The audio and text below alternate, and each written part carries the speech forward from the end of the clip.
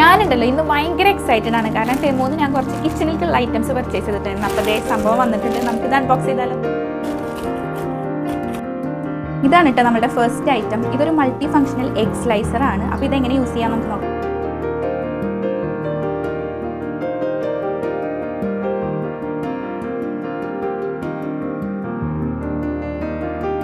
നമ്മളുടെ second item ഈ ഒരു സ്പൈസ് ചില്ലി മിക്സറാണ്.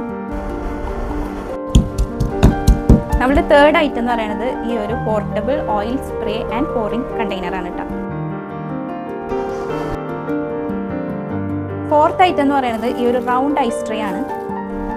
അപ്പോൾ നമുക്ക് ഈ ഒരു ഐസ് ക്യൂബ് ട്രേ ഫില്ല് ചെയ്ത് കൊടുക്കാം കേട്ടോ. ഇത് ഓപ്പൺ ചെയ്തിട്ട് ഇത് ഫുള്ളായിട്ട് വെള്ളമാവുന്ന പോലെ നമ്മൾ ഫില്ല് ചെയ്ത് കൊടുക്കേണ്ട ചെയ്യേണ്ടത്. ഫില്ലായി കഴിഞ്ഞ് കഴിഞ്ഞാൽ നമുക്ക് ഈ ഒരു ലിഡ് വെച്ചിട്ട് ഇങ്ങനെ ക്ലോസ് ചെയ്യാം. ഇനി നമുക്കിത് ഫ്രീസറിൽ വെച്ചിട്ട് എടുക്കാം.